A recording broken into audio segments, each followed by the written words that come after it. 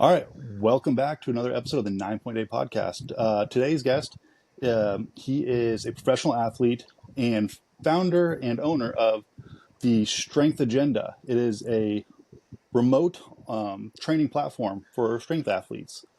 Welcome to the show, Tom Sroka. Thanks, guys. Thanks for having me. How is everybody doing?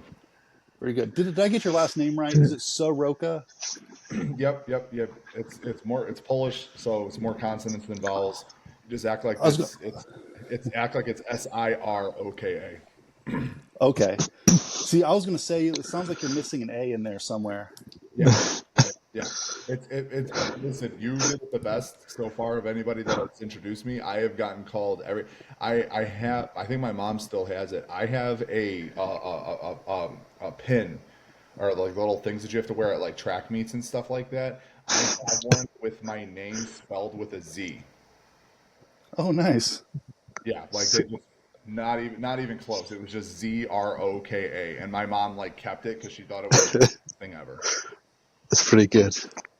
Oh, so there's no S, just Z. Because I was gonna say if it's like SZ, No, like yeah, that's yeah, like yeah, super Polish. yeah, yeah. Like they forgot about when whoever like did the registration for this track meet, they totally forgot about the S and just put a Z there instead. And they're like, fuck it, we're going live. Nah, these are cooler. It's fine. Going live. Very cool.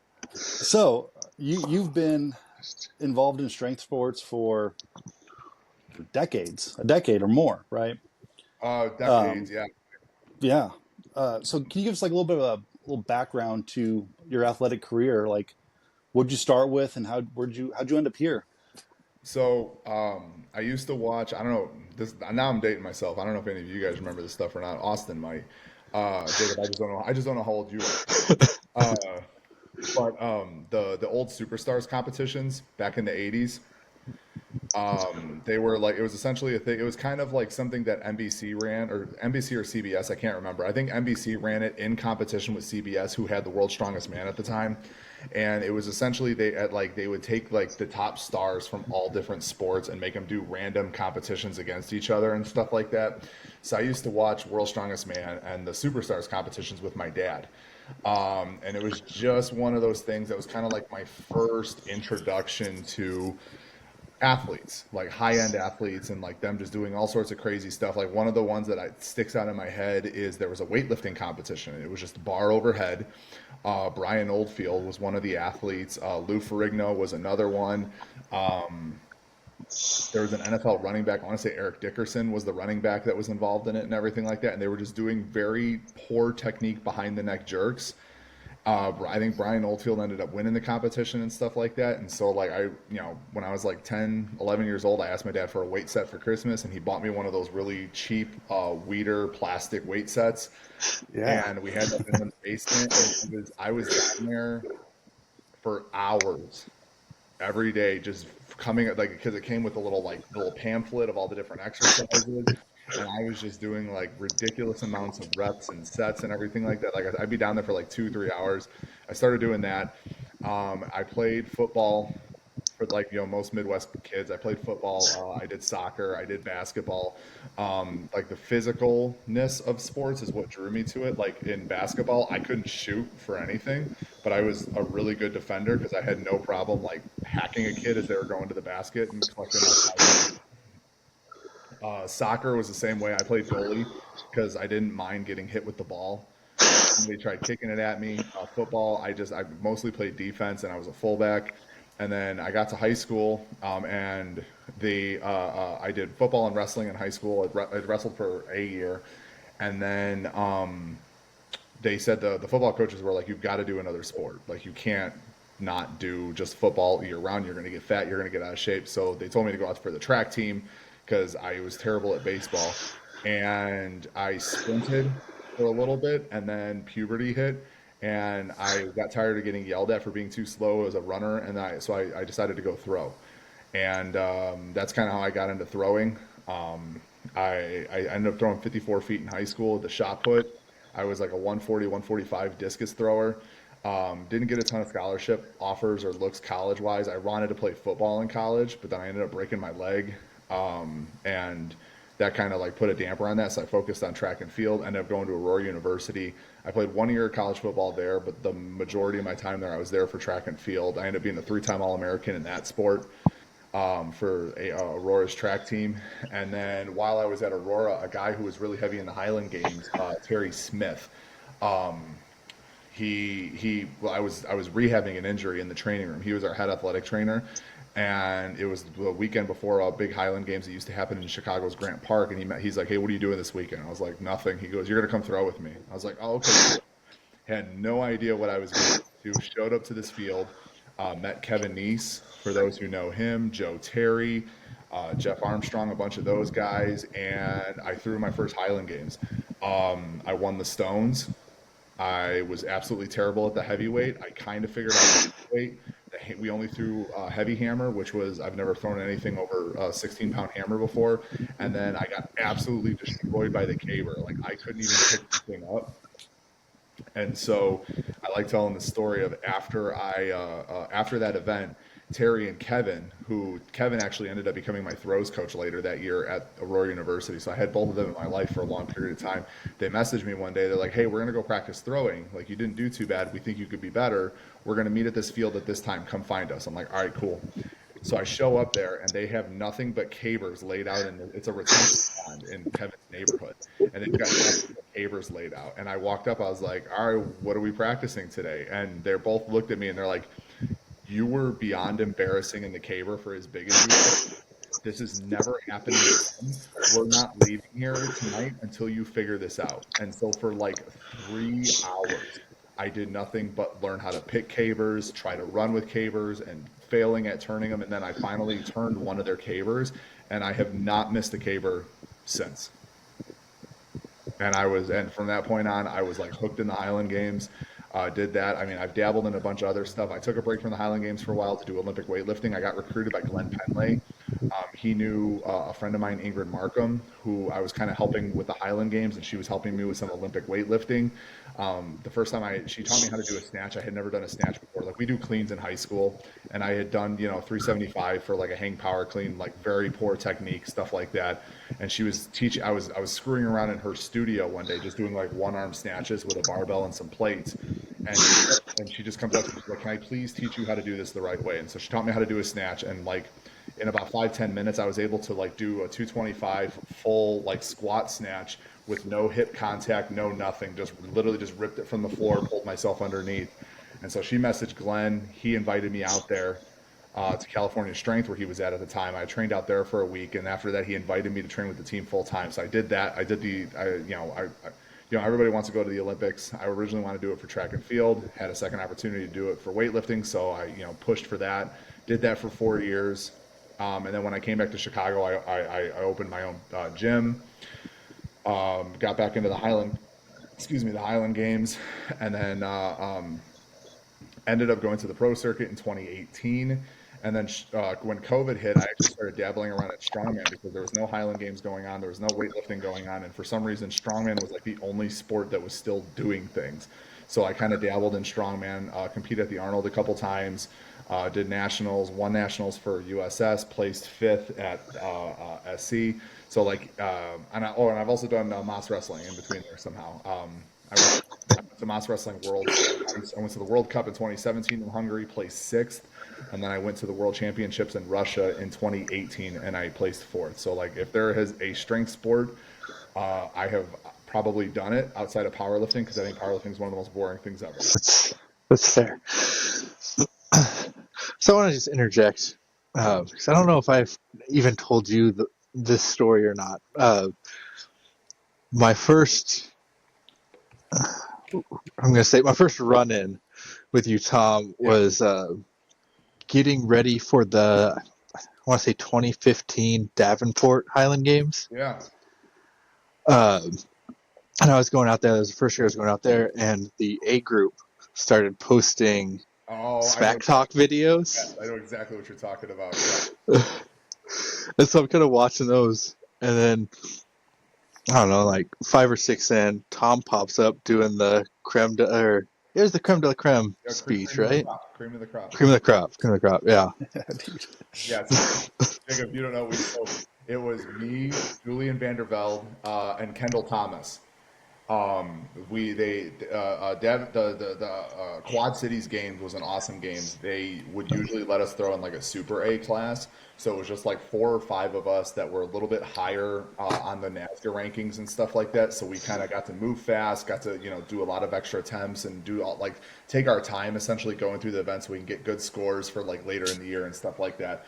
And they pretty much like I can't remember if it was the AD or the actual games themselves messaged us in a group chat and was like, hey, we heard you guys like wrestling like WWE style. It'd be pretty cool if you guys cut some promos to promote the games. So like me, Kendall, and Julian just immediately just took to it, and we were talking so much shit to each other. And at one point, like I want to say it was Julian got a message telling him he needed to tone it down because he's like beating somebody up while he's talking smack to like Kendall and I. Like he's got just like one of his buddies that he's like power bombing onto like a garbage can or something like that, and he got a message that he needed to tone it down. Kendall did not use the process we did, but yeah, that was a good time. Yeah, that's Yeah. the second or third time we've done that. That's awesome.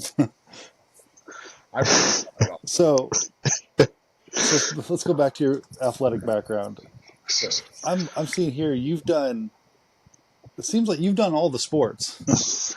Yeah. There's like I said, outside of powerlifting is the only sport I have not done. Right. So this is going to come into play later when we do the bro nerd spectrum. But that many sports is pretty hard, bro. Yeah. I mean, can you tell I have ADHD? On to the next one. It was like one of like my childhood heroes was Brian Oldfield. And he was good at a lot of different things. And then once I started like paying attention to strongman, Mikhail Kuklayev was another guy Mikhail Kuklayev was an elite Olympic weightlifter for Russia. He won the Russian national championships 10 times. He then got into powerlifting and totaled an elite total within like 2 years of doing powerlifting. He was also third at World's Strongest Man. He also dabbled in the Highland Games, and I believe he threw like 18, 19 feet in the weight for height or something like that. Like I just always appreciated those athletes that could like take their skill set and apply it to a variety of sports. Like I understand it's like I call it the fat man's version of CrossFit. I'm never going to be the best at any of those different sports, but like if I could push myself to a pretty high level, like I'll feel pretty accomplished there. Yeah, you bring up what they call him, Misha. That's like Mikhail. Yeah. Dude, I remember watching him like years ago and just being impressed. Yeah. Like everything he does, like he's just like, yeah, I can do that. Like whatever you think it is, he's like, yeah, I can do that. And he plays the accordion like a like a good Russian man. Yeah. Have you seen the video of him squat cleaning a Pollen's axle? Yeah. Yeah, dude. Nobody's gonna this, blah blah blah. He just like pulls himself under it and stands right up. It's like, oh, okay, cool. Yeah, I follow him on Instagram, and he's still doing stuff. Oh, yeah. Just random things that he's like, yeah, I'm still stronger than everyone, and it's not a big deal. I'm like, that's cool, dude. One of my favorite videos of him was he posted. It got taken down, but when he posted it, it was a 100% raw 400 kilo deadlift, so 880 pounds, and it's literally a video of him doing this deadlift with nothing but a tube sock covering his no nothing. He just 400 kilos, and I'm just like, you know what, like, yeah, you can do whatever you want, buddy. Dude, yeah. Yep. He's a freak. He's a guy, if we were still living like in tribes, that like he gets the girl. That's what he gets to do because no one can say no. He would be the warlord for sure. Yeah, there's no stopping him. Yeah, that. Yeah, that dude's incredible. So, you trained at Cal Strength. What year were you out there? I was there from January 2012 to May 2012, and then in May the team split into two, and I went with Glenn to South Carolina, Fort Mill, South Carolina, right outside of Charlotte with Muscle Driver USA. So then I was there from May of 2012 till May of 2016. Okay. So when they split, that was like the guys went with Glenn, and like their guys stay with was it Dave Dave. Spitz? Yep, Yeah, yep. those Like are Dave, those. Dave pretty much kept all the California boys. Like there was kind of like I didn't realize it until the split happened, but we had like our group of transplants and then we had our group of like homegrown.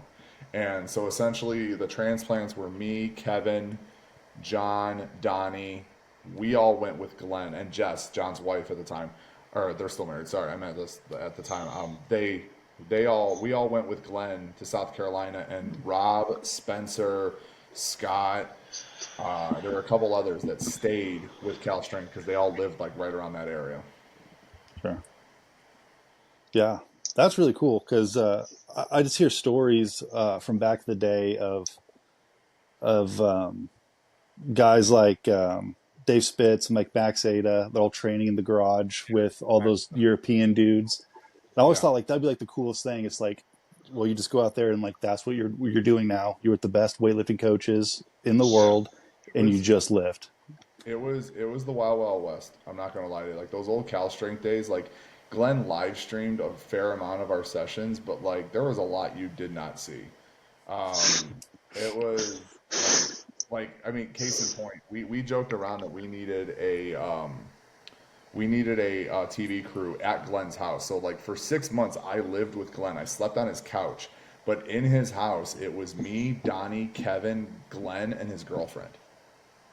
Like all living in this like one house in California, and like I never like I didn't do fraternities in college or anything like that, but I'm pretty sure this is what it was like if I did. Like, it was just nothing but, like just eating all the time, watching football all the time, or playing video games. Like that was all we did when we were at Glenn's house. Like I worked at Cal Strength, like so you were there for training, and then like to make money, you were coaching essentially. Like either I had a job at the local high school. I was a throws coach and strength coach there. And then on top of that, I also worked the floor working with the sports performance athletes that they had there and stuff like that. They also did a lot of like NFL combine preps and stuff. So it was a cool experience. But yeah, like the it's a lot more refined now than it used to be. Back in the day, like I said, it was the wild, wild west. Like there's no doubt about that. I mean, the amount of times we'd get into fights or you were trying to figure out who was mad at who or who was sleeping with who. Like it was chaotic to say the least. Just it's a frat. Yeah, Yeah, that's what it it was is. Yeah. every day there was always something. Like you literally would come into the gym and you're like, what is it going to be today? And like, oh, there it is. That's cool. So um, let's get into it. So Highland Games is a very like it's a very niche sport, right? Yeah, I yeah, yeah, mean, most strength sports are pretty niche. Weightlifting and powerlifting are more well known. yeah, yeah. Strongman getting there, but Moz wrestling is something that I'd say no one's heard of. Yeah. How does one get into Moz wrestling? Honestly, so this is how legitimately how I got into mouse wrestling. I signed up for a strongman competition and showed up on the wrong day. I wish I could. The Chicago Fit Expo was happening. It was literally in my backyard. Ode Haugen was running a strongman competition, and if you won the strongman competition, you qualified for nationals. I was getting into strongman, and I signed up. It was so like strongman was on Saturday, Moss wrestling was on Sunday. I somehow got the dates confused. Showed up on Sunday for the strongman competition. Ode was like laughing at me and he's like, yeah, we're not doing that today, but if you want to do Moss wrestling, you can. I'm like, all right, what the hell is Moss wrestling? And he explained it to me and I was like, all right, cool. And the very first match I went up against is a gigantic human being named Ulyss Payne. He is as big as his name sounds. Uh, he's like 6'5", 400 pounds. And so for those who don't know what Moss wrestling is, like there's a board on the ground. one person sits on one side, one sits on the other. Your feet are up against the board, and then the ref puts a stick in the middle. One person grabs it, gets their grip, then the second person grabs it, gets their grip. He says go, and you've got to either pull the stick out of the hand of the other guy or pull the guy over the board. And Euless launched me. But that ended up being like the only loss I had on the weekend. Like I won my other two matches, and I ended up doing well enough that like I got a phone call from Ode. He was like, "Hey, if you want to go to Hungary for the World Cup, like you qualified in the 275 class." I was like, "Okay," and so I went to Hungary. It was an awesome experience. I got very humbled and got my ass handed to me. I ended up tearing my hamstring, but I still ended up finishing sixth overall. And yeah, then like I had the bug on that. Like I was training for Highland Games and I was training for that. And then I did Worlds the next year in 2018 and I was able to improve my place to fourth place. And then the following year, I didn't compete because I had opened a gym like a month. I opened a new gym a month before the World Cup, and then the following year COVID happened, and now they have two different federations, and I can't make heads or tails of what's. They keep trying to get me to come back to it, but like there's two different organizations. It's kind of like what's going on with like strongman and all these other sports, where it's just like you got like multiple world champions, and everybody's got a world record of some sort or anything like that. So I might get back into it at some point, but it's not on my radar right now. Yeah. Well, I was going to say, it's funny you bring up Ode Haugen, because I was going to say, like, the only people, if you know who Ode is, then you know what Moz Wrestling is. But, like, and I was going to say, like, he's kind of the gateway into Moz Wrestling. Yes. That and if you're the Venn like, diagram's just a circle. it's just Ode Haugen. I mean, Or it's like, it's grip nerds, guys who are like obsessed with grip. Like, they know what Moz Wrestling is, which that's a 100%. small niche group as well. 100%.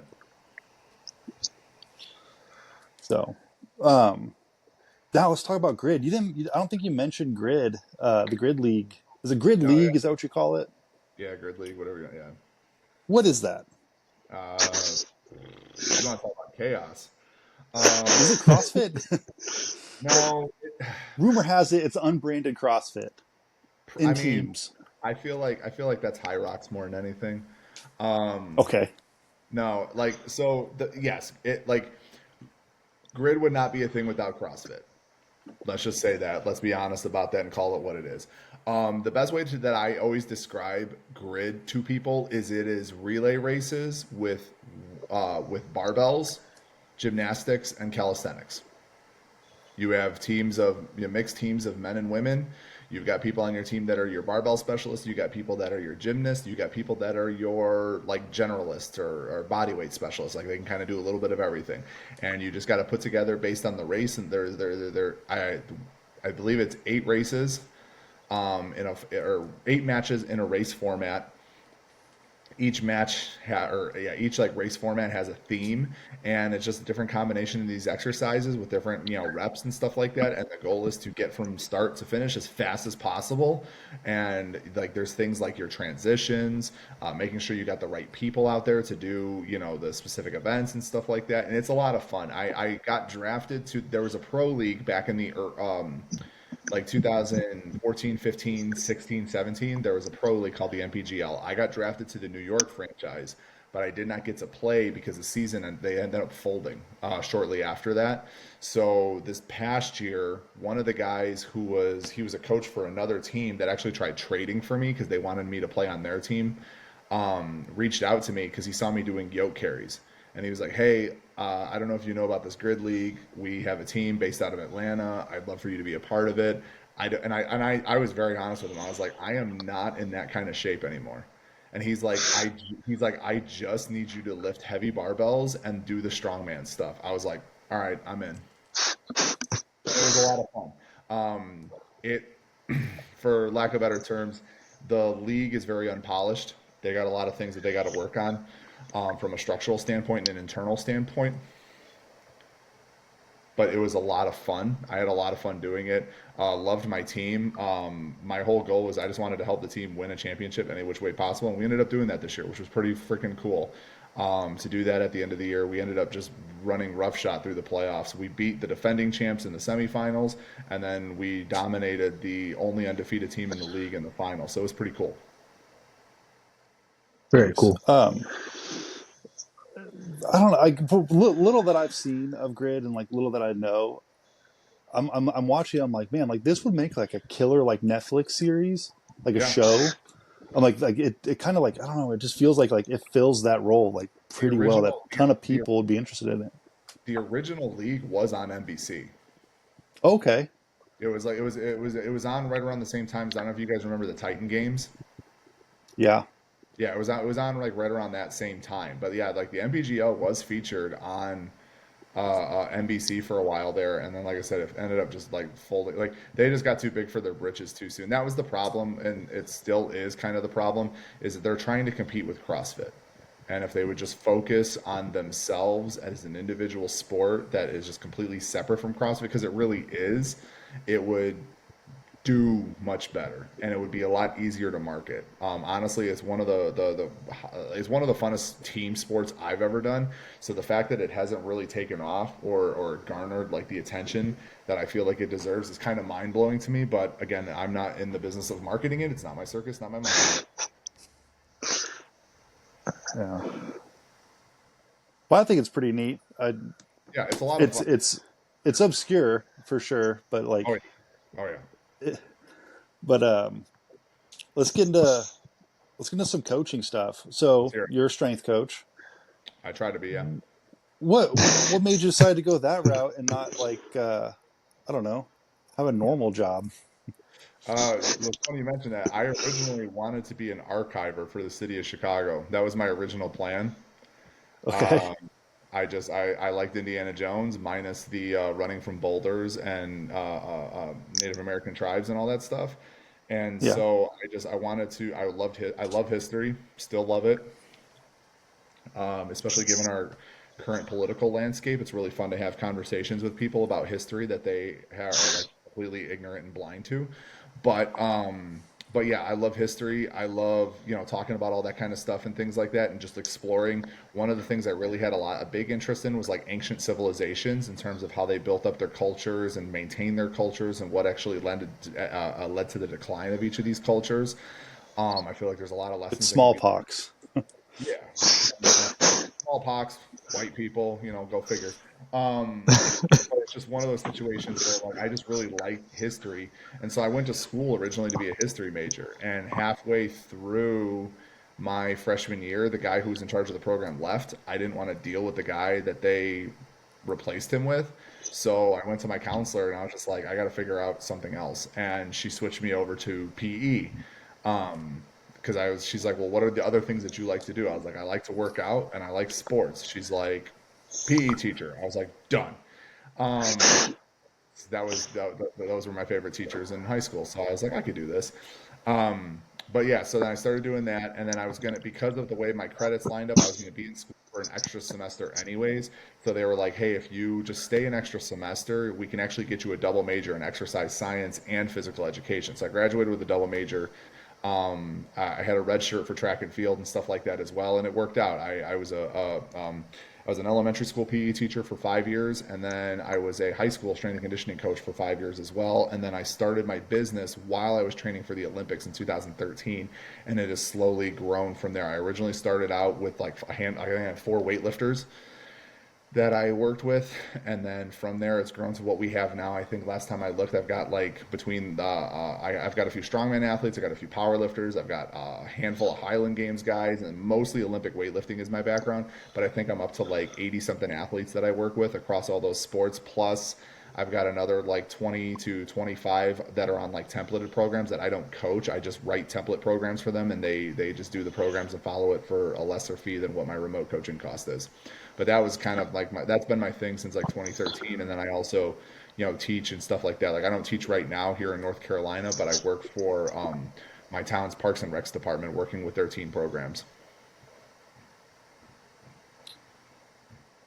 Wow. So, okay, how do you have the time? That's my first question because that's a lot of Uh, athletes. I don't sleep. I can tell you Okay, that much now. Like cases going on 11 you're going to o'clock. get Alzheimer's, but Yeah, yeah, yeah. Yeah, it'll be fine. It'll work out. No, it's just like I joke around about ADHD, but like I just constantly am on the go and I'm constantly busy. Like today was one of those days is like I was up at 6:30 in the morning and I was like nonstop till I sat down here to talk with you guys. I just use up all available space in my day to get as much done as I possibly can. Um, the coaching thing is easy for me to an extent. The remote thing took a little bit of getting used to. Austin can attest to this being one of my athletes and stuff like that because I do check-ins with the athletes now. It's not like I get to see all of them in the gym like I used to. So I do check-ins with the athletes and stuff like that. So like that's been a little bit of an adjustment, trying to squeeze all that in either during the day or at night and things like that. But like the programming and all that sort of thing. That kind of stuff comes easy to me. Like probably why I'm not one of these influencer types is like I don't do anything flashy.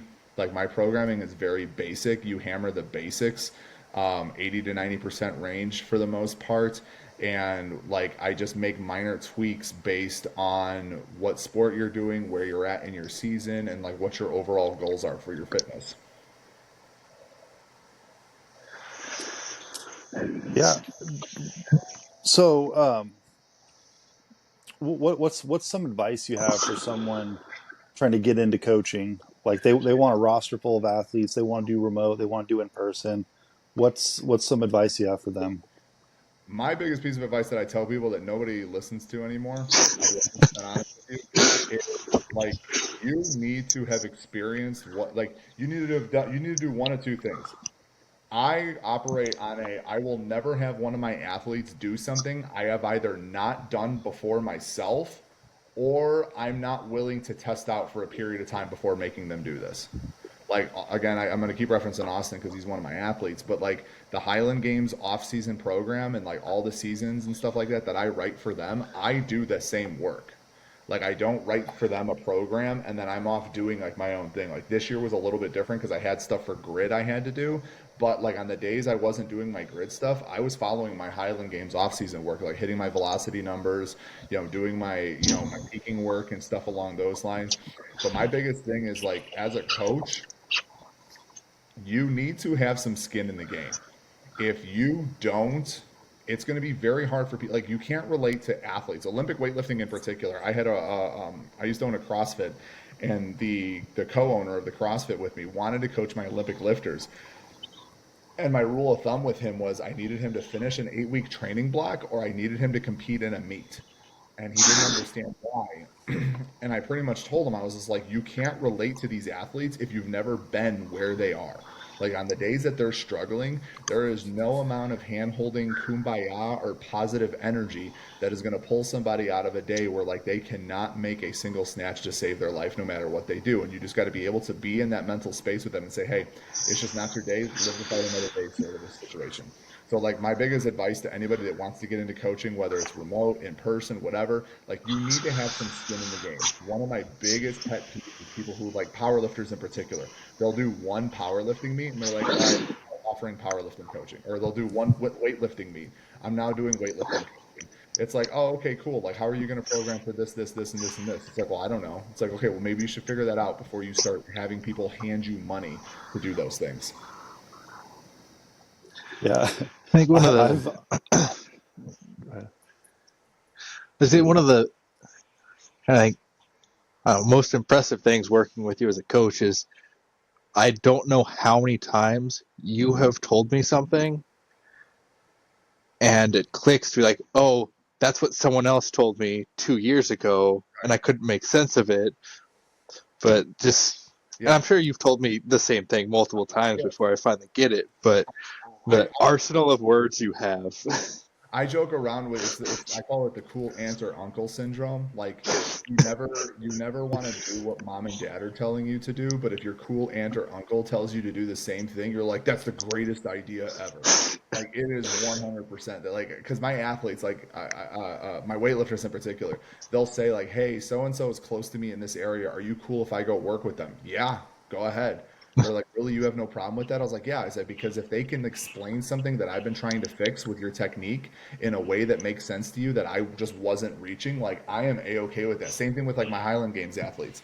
In the Carolinas, we have SHAG, which is like our big like organizational group, and there was a group in South Carolina that ran a clinic with Matt McDougall and Adrian Wilson.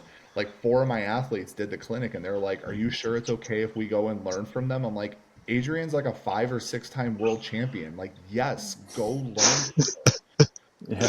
Matt McDougall is a great thrower. Yes, go learn from him. If they can teach you something that I've been trying to teach you and have been failing at, like more power to you. Like I always want my athletes to learn from as many different people as possible. And it also helps me too, because if something starts to click, I will say, okay, what did they tell you that made that finally register with you? And then I will kind of make notes of it. Like I have it sitting right here. Like I've got my notepad that I'm constantly when I'm going through video review and stuff like, well, that's a kid's drawing, but I got notes of numbers and all sorts of stuff on my all over my desk that I'm constantly taking notes from, just so I can kind of keep a tab of what everything's going on. I've got a ton of spreadsheets and Excel docs and everything like that that I keep all sorts of data on and things like that, because just you never know when you're going to need something or to explain something in a way like Austin said. Like I've become very articulate in terms of my remote feedback and just giving athletes a variety of ways to say the exact same thing in the hopes that something sticks and it clicks for them to fix what they're trying to work on. Yeah. I've never heard it described as like the cool uncle syndrome. Yeah, Uh, but like it makes a ton of sense because everyone in my family who've like I've tried getting them into the gym and like yeah, doing stuff, they won't listen to me. I've been doing it a while. I understand like a thing or two, right. but they got to pull up an article online and be like, well, it says to do this. I'm like, that's what I said to do Yeah, 6 months exactly. ago. But fine, listen to this internet. Listen, read the words. That's fine. No, But I 100%. guess Yeah, wherever they get the information from. exactly. Exactly. The other thing, going back to your other question about like advice, in terms of like working with coaches, one of the things that it doesn't happen as much anymore, but about like 5 years ago, it was a really big thing. Everybody was into using as big of words as possible to explain like the most simple complex like concepts. And Dave Tate, who runs Elite FTS, I was actually listening to a podcast that he was on a long time ago, and it kind of helped me as a coach early on because his biggest thing was he has a son who's on the spectrum, and his son has zero desire to work out. So he says, like, he said that when he was writing articles and his son was like 12, 13, 14 years old, he would write articles in a way that his son would be able to read the articles and understand what he was talking about. And that kind of like was a light bulb moment for me as a coach, because it's just like I could have the greatest, vocabulary ever of a strength coach, but if like Austin doesn't understand a damn word that's coming out of my mouth, or he's got to Google the words that I'm saying, like the point is useless. So I just try to explain things in a basic possible way to get them to accomplish the movement patterns that I'm trying to get to them to accomplish when they're either throwing or lifting or whatever it is that they're doing. Yeah, that's I mean, you see it in coaching and in academia. Uh, Yeah, Everyone feels the need to like let you know that they know what they're talking about, 100%. um, even though like I don't know, like the proof is in the pudding. Like if like you can get results using dumb words, 3-letter words, then that shows that you know what you're talking about even more. That you don't have to pull out the Encyclopedia Britannica to get something done. And I don't Yeah. remember who said it, but it was there's a quote, Einstein, maybe, probably not. Uh, if you can't explain it simply, you don't really understand it. Exactly. I think that was Einstein, but Could be. sure. Yeah, that's Don't look into it. It's fine. no, I won't. I trust you. He said, When "Don't it look comes to into it." Einstein quotes, I trust you. So, what else we got? Let's can you kind of like talk a little bit, because I know you, um, I guess maybe not revamped, but like you kind of like updated the presentation of like your Highland Games like off season stuff. Yeah. So What kind I of went started, into that? yeah. So I started coaching. I had a couple Highland Games folks reach out. So backtrack that even more.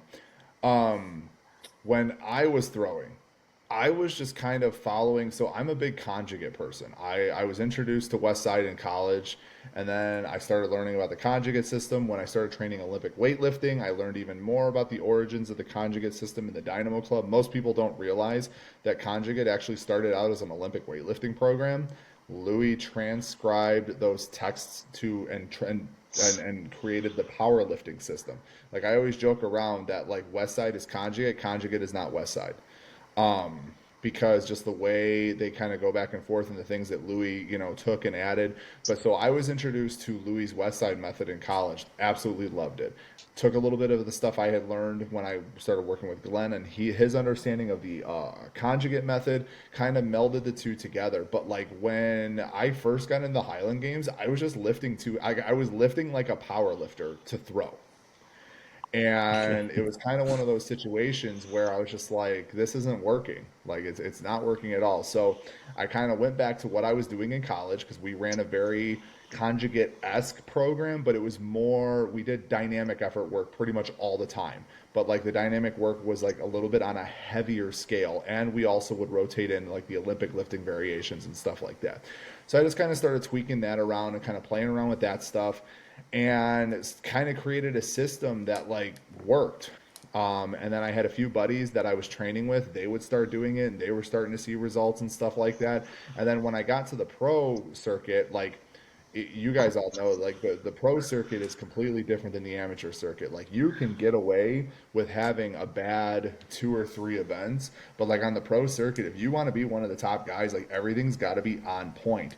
And so I kind of stepped up in terms of like lowering the overall intensity because anybody that knew me early on in the Highland Games, they would tell you I lifted way too heavy during the season, way too heavy. And so lo and behold, I started focusing on lighter weights, moving it faster, and my throws started increasing. So then I had a couple of guys that reached out and like, hey, would you coach me?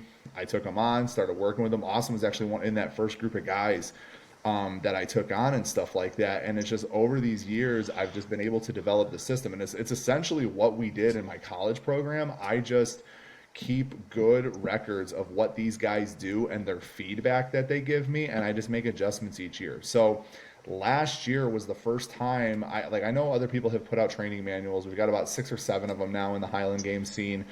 Matt Vincent was the very first, but like there was nobody that had put out just an overall like start to finish. This is how I want you to train kind of a setup and specifically geared towards the Highland Games.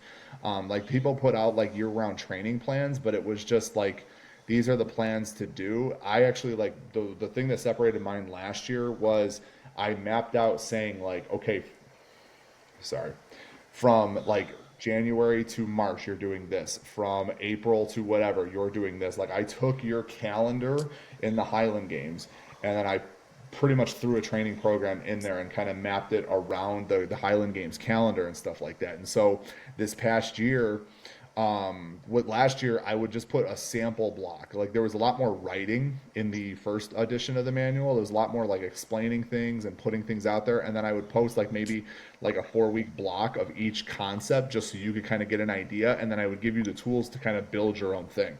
This year, I have a new editor, and she did a phenomenal job. Her name's Lacey Meyer. She did a great job formatting the book. It looks 10 times better than last year's. I last year's I did off of Fiverr. This year it looks like she makes me look like a freaking professional.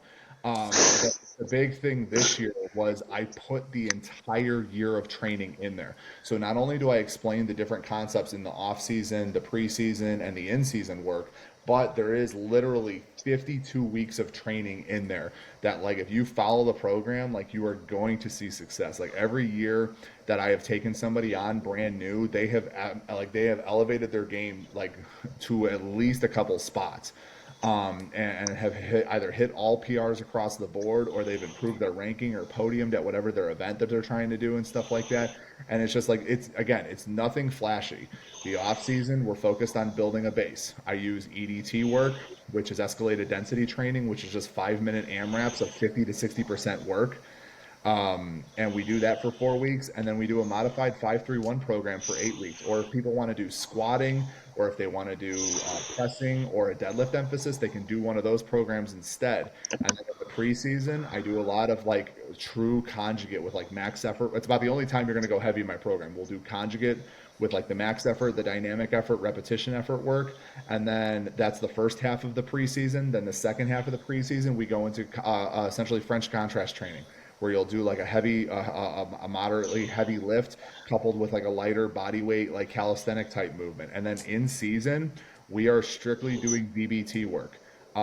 There's a couple of free apps that people can download for your phone to use with your training and stuff like that. And I focus on a squat, a press, a pull. I've got essentially for like squat, press, pull, Olympic are my 4 main groups, and I've got like 3 or 4 exercises that I rotate through, and it's just very light work. I give you velocity based percent or ranges that I want you working in, and you're not supposed to be pushing heavy during those. The thing is what we're trying to do is just maintain the entire in season. And one of the things that I try to explain to folks is like the Highland Games, because of how long the season is becoming.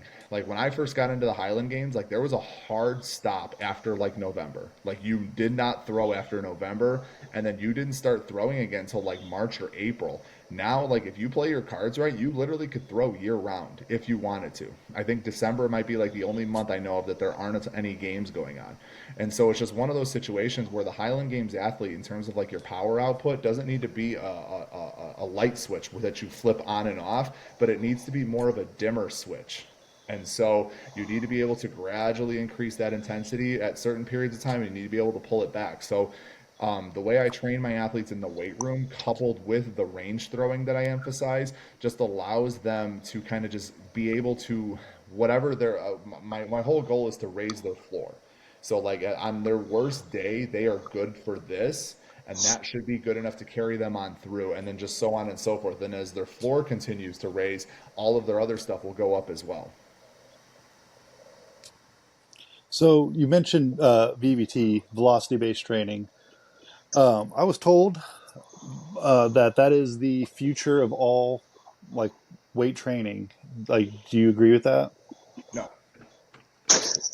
Okay, Um, so that's Moving on. no. I no. just Thank you. no, in the sport of Olympic weightlifting, I do not like VBT all the time. I think VBT is great for strength work, squatting, pressing, pulling, stuff like that. Olympic weightlifting, I think it can help, but I think if you reluctant, like this is the one because I had one lifter that was really big on VBT for Olympic lifting and stuff like that. And so if you're like I understand the implications of it. I'm going to say this first and foremost. Spencer Arnold and Will Fleming are 2 coaches that I am friends with. They have phenomenal resources out there on how to include VBT work into Olympic weightlifting. Me in particular, I just don't use it, and my athletes are doing just fine without it. I think the bigger aspect of Olympic weightlifting is because there are so many different more like components of a lift. VBT can get a little bit skewed. And especially like your second pull from like your hip contact to that overhead position and stuff like that. I feel like that can throw off the force velocity curve just a hair. And so, like I said, I do like using VBT. Like I think for college weight rooms and stuff like college strength and conditioning, it is 100% the future.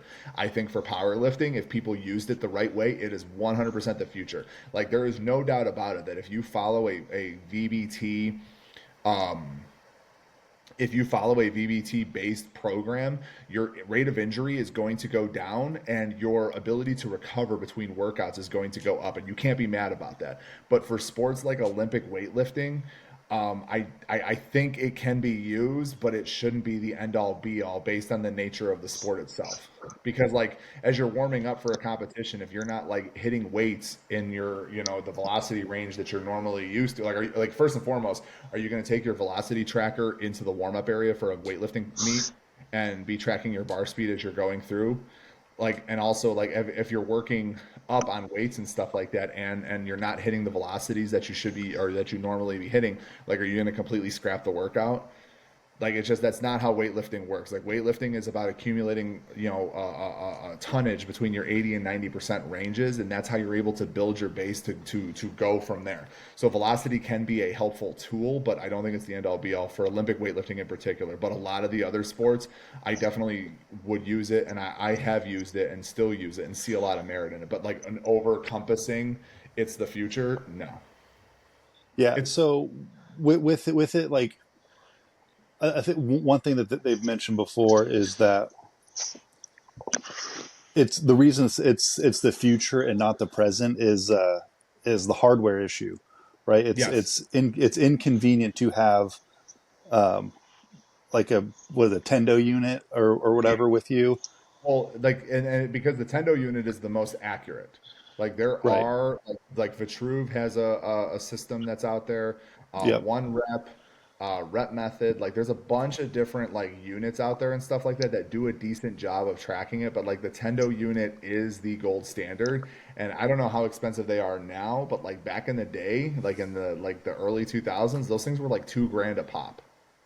Yeah, it's not advantageous for the average like home gym to have a Tendo unit, or even really any of the velocity trackers, and because of that, like we're missing out on a giant population of people using it to Yeah, like grow our understanding with it and incorporate it easily for people. there But was a I agree company. with you in the weightlifting thing that that might not be the sport where it is the savior. I mean, like at the end of the day, when it comes to Olympic weightlifting, if you're moving slow, you're not making the lift. You guys both do the lifts. I've seen your videos. Like you guys know as well as I do. Like if you start moving slow on a snatch, that thing's coming right back down on top of your head, or you're not making Yeah. it, or like you're gonna miss the lift. So it's just like you're already moving with some velocity. Whether you're moving at point 0.8 versus point 0.9, like all that's gonna tell you is like you're going faster than the other. It's not going to like make or break the lift in terms of that stuff. I don't know if you guys remember, there used to be a company called Power Factor. They made these little portable VBT devices that were like 250 bucks or whatever. The company ended up going out of business because the parts to repair them when they broke were more expensive than the units that they were selling. Checks out. That, like the any of the old school like Highland Games guys will remember the Power Factor craze. Like everybody in the Highland Games had a Power Factor in like the early 2000s because they couldn't afford a Tendo unit. Yeah. Um, what are your thoughts on like heart rate variability and using that as a metric for training? I think it's like are you talking about stuff like with the Whoop or like things that like Yeah, test your like a measure your couple of them strength? like give out a specific like a number range that like if you fall Yeah, with like it get based on like your heart rate, like how recovered you are and how things like. yeah. I I think there's a think lot of coaches out there right now who are talking about using those trackers or new ones that are coming out that like that's how they're going to dictate like that day's worth of program, like what percentage you're running. Like instead of 100%. running 65%, you're running Yeah. 66.2% or whatever.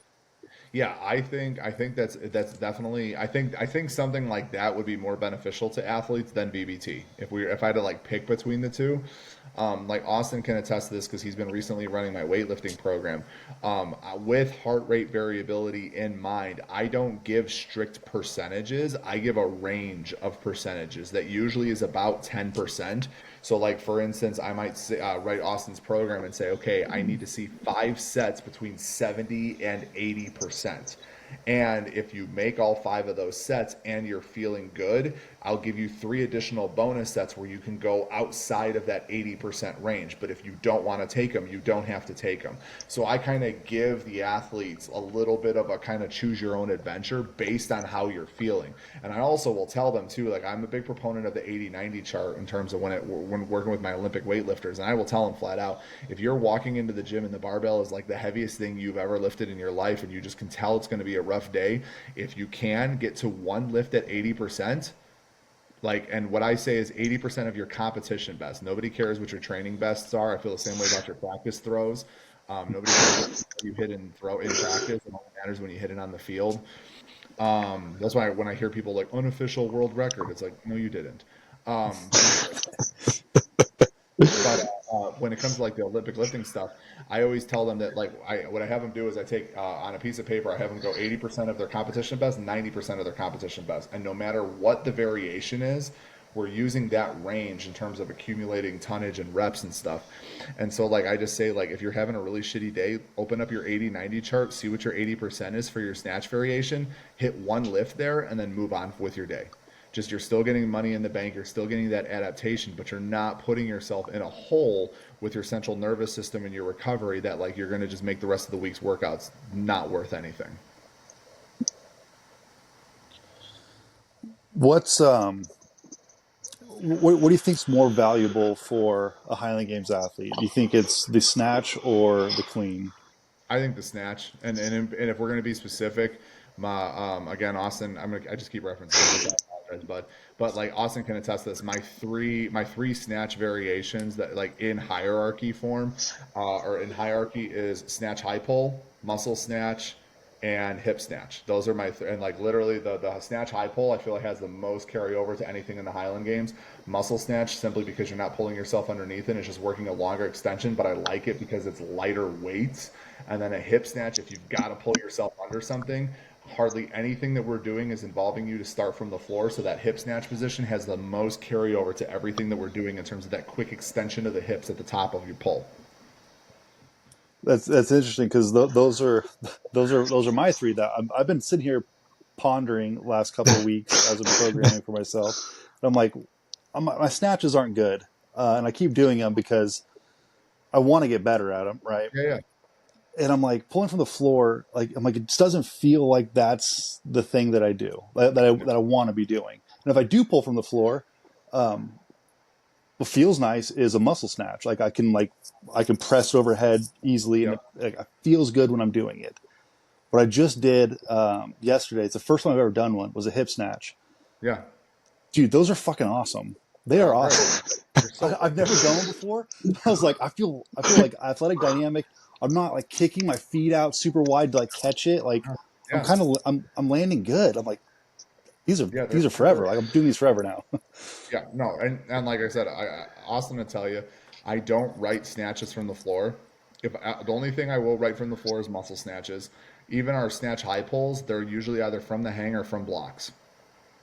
Like I just, unless you're in the Olympic weightlifting program, then that's part of the sport. You got to get over that shit.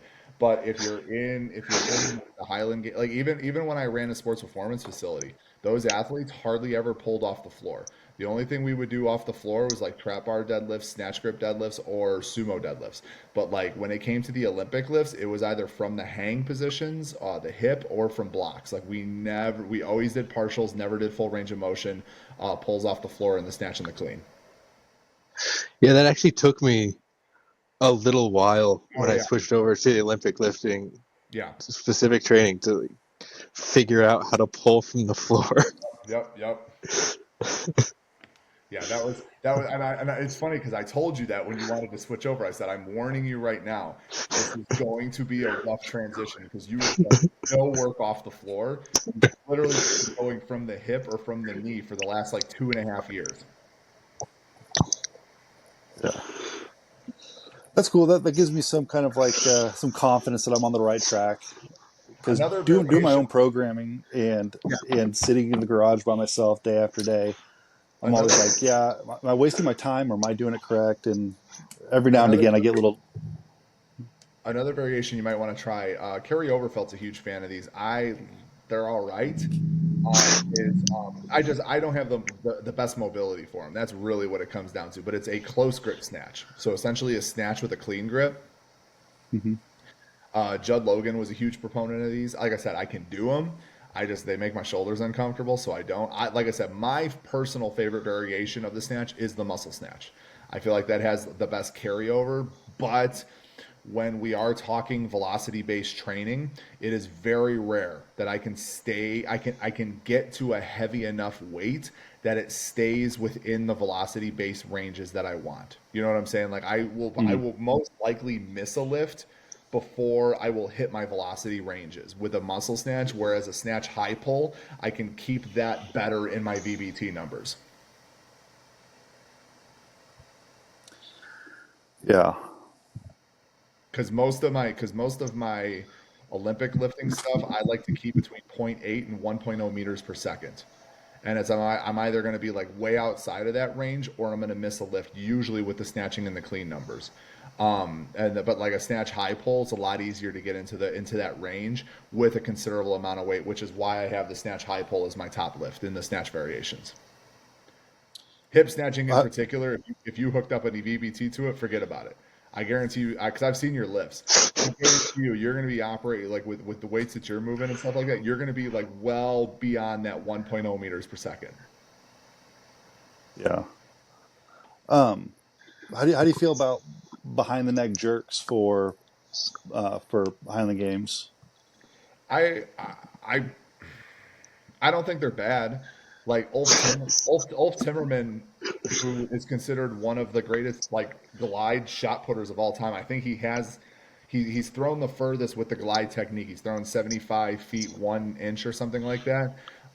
That was strictly all he ever did was behind the neck jerks. I have a whole program that he followed. I have literally a year training base for him, and it was essentially box squats. I'm trying to remember the second actor. I want to say it was box squats, hip snatch, and behind the neck jerks. That's all that did. And like he threw 75 feet, so obviously there's something to it. My bigger concern usually with working with Highland Games athletes is their ability to not get hurt re-racking the weight. If they have like blocks, I am fine with them. Like hammer away, horsepower it up, baby. But like if you don't have blocks and you don't have great mobility, I think a push press, a strict press, landmine presses, floor presses, Z presses, any of those things are going to be push press is probably going to be my number one overhead option for Highland Games athletes. And I got that from, what's his name? He's up in Canada, Bondarchuk. Anatoly Bondarchuk. He actually was asked one time in an interview about how he would train Highland Games athletes, and he said the two lifts that he would only have Highland Games athletes do during their season are sumo deadlifts and push presses. Interesting. Yeah, Sumo deadlift. I'll try to find the article and send it to you. But yeah, he was. Yeah, asked I would love to read that. He was just I'm a big. Yeah, he just said his reasoning behind only those two exercises is because for those who are familiar or not familiar with Bondarchuk's training methods, he would rotate his athletes' programs. They would have 6 exercises a week, but the throwing implements, because he was the one that introduced light implements, heavy implements, competition implements, those implements were part of the exercises. And so because the Highland Games has so many different events, he says you can only do 2 to 3 lifts per cycle, because of just the sheer amount of volume that you're going to accumulate trying to train all the events. And you guys know this as well as I do. Like trying to practice all like 9 events in a week's time is just rough. So like the lifting needs to be at a minimum, especially during the season. You need to be throwing more. So that's why Bondarchuk said push press and deadlift were the only 2 exercises that he would recommend athletes doing, and at moderate loads at best. So I'm a big proponent of push pressing. My athletes do a lot of push pressing. I understand the benefit of benching. But I prefer more of like a close grip style bench press. Like I try to get my lifters to emulate their technique to load the triceps and develop the triceps through the bench press versus like getting a big barrel chest, because unless you're from the 70s, I have not seen too many like big benchers that it's also carried over very well to the stone. Maybe Braemar, but not open. Like what's his face? Nate Burchett is a phenomenal stone thrower. I've seen him this year hit 50 at least 2 or 3 times, and I don't think he's benched over 315. So same thing with like Lucas Venta and all those guys. They're not big benchers as far as I know. And they can throw the stone, 60 feet or anything like that. I don't know anything about Nick Ponzio and what his training regiment looks like and stuff. I know like Joe Kovacs, who's one of our best like Olympic guys, he's a big like bencher, but he's also a freak of nature, because I've seen the video doing like 150 pounds for 10 reps on a squat. So like I feel like he's kind of one of those outliers there. Yeah. Yeah, I mean, again, you're speaking my language. You bring up Bondarchuk. Like I went down a rabbit hole on a lot of the stuff that he's written over the years. Dude's on another level of knowledge. So like, if he thinks push press and deadlifts are the way to go for Island Games, Yeah. I can't say he's wrong. Because I everything I've read so far says he's right. So, Yeah. So the only thing, like I said, like I get a lot of flack for this, but I kind of just whatever it is, what it is. Like the results speak for themselves. I don't have to argue this with folks. I'm a big proponent of sumos over conventionals, strictly for the same reason. I don't have athletes pulling snatches and cleans off the floor, and it's just that full range of motion and the potential risk of injury. I have yet to find an exercise that loads the posterior chain directly with weights that meet or exceed your snatch and clean numbers, like the sumo deadlift or the powerlifting style box squat, with that vertical shin, the hips back behind, and just loading that posterior chain. I've also never seen somebody train conventional deadlift and then go out to a sumo stance and be able to hit the same weights, but I have always seen somebody pull a particular weight from a sumo stance and then bring their feet back in and be able to hit it on conventional. So, especially in the sport of the Highland Games with all the twisting and the turning and all that stuff, like we need a strong groin, we need strong hips, we need a strong glutes and hamstrings, and the sumo deadlift builds those up a lot better, in my opinion, than a conventional style deadlift. So, that's why I lean towards the sumo over a conventional, and it's not just because it's cheating and allows people to pull more weight. yeah, and I think you mentioned. that is what I miss from the Highland Games training. Not the sumo deadlifts, but the box squat. Yes. I could just move so much weight with Yeah. that box squat. Yeah. It feels nice. There's Like, a nothing. lot of weight fast. That's the key. When you can do a box squat, a prop, and like, so like I coach at a Lifetime every once in a while and stuff like that, and like we have a box squat block that we're doing right now, and everybody hates it when I'm teaching class because I will not let them get away with doing shitty box squats. I make them do it the right way, wide stance, vertical shin, toes pointed out. My joke is you need to touch your perineum to the box and not your butt. And then they all look at me, they're like, "What's your perineum?" I'm like, "Google it. It's your tit." Because people just don't load. I hate watching people box squat when they either like bounce off the box. I'm like, you are going to slip a disc. Or when they sit on the box, completely rock back and then go forward and do the lift. It's like that's cheating. But yeah, but like I agree with Austin. Like when you can execute a proper box squat with some heavy weight and move it fast, like nothing feels better than that. Yeah, you mentioned bench, keeping it close. That's something that I've kind of found on my own, Yeah, mostly for just minimizing injury risk. Like yeah, I used to bench pretty wide, but yeah, just like the pressure on my shoulders, yep, it, it, I'll end up like not benching for like 2 weeks just because my right shoulder just feels bad, and I got to keep throwing, so it's all right-handed. It just keeps wearing and wearing. But I'm bringing it in a whole lot closer the last year and a half, and yeah. I can actually bench that and a shoulder saver pad. It Nice. saves the Yeah, shoulders. the bench block? Absolutely, dude. Yeah. Definitely use that. I tell all my guys like get yourself a slingshot, get yourself bench blocks, do floor presses. I do not care. Like whatever's going to allow you to bench and not destroy your shoulders, do it. I also personally, because I have a torn triceps in my one arm. It's actually my throwing arm, which is kind of funny because it doesn't affect my throws at all. But I cannot stabilize weights overhead like I used to and stuff. I actually have started doing a lot of like landmine pressing just strictly because I can hold it in a neutral position and then still get a good full locked out position on it. I'll start doing those and stuff like that over bench pressing on certain days if I'm not able to keep my elbows tight as I lower the bar back down and get over like 225 or anything like that. Nice. Um,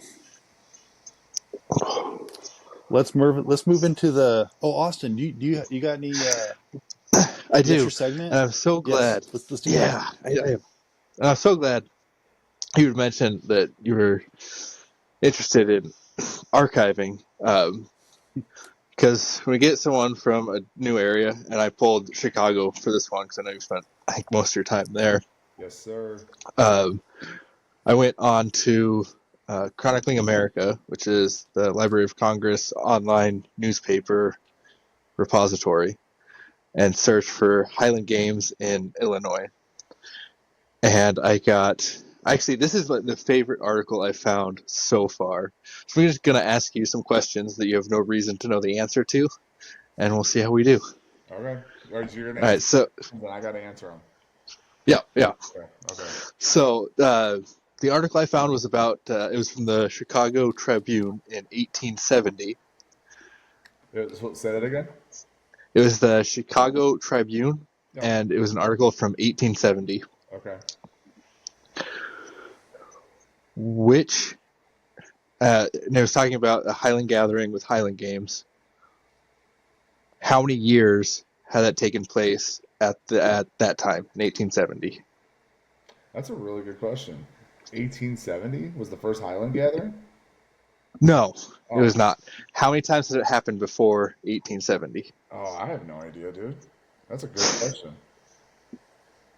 Jacob, I think, knows. Oh, no, I have a guess. I was going to say like Shoot. 20 years, 15 years. Okay. I'm Do just, you want to throw a number at? I have no clue. I'm literally trying to go back in my head when the Great Chicago Fire was in relation to that. Like, that's where my head was going. I was like, man, I didn't even know they did stuff in Chicago before the Chicago Fire. I'm kidding. I do know that. Yeah. It was the 5th annual gathering. Interesting. See, I wasn't far, but like, Oh, you were pretty Yeah, you close. were pretty far. Oh, oh, whatever. Then. What no, what year was Chicago founded?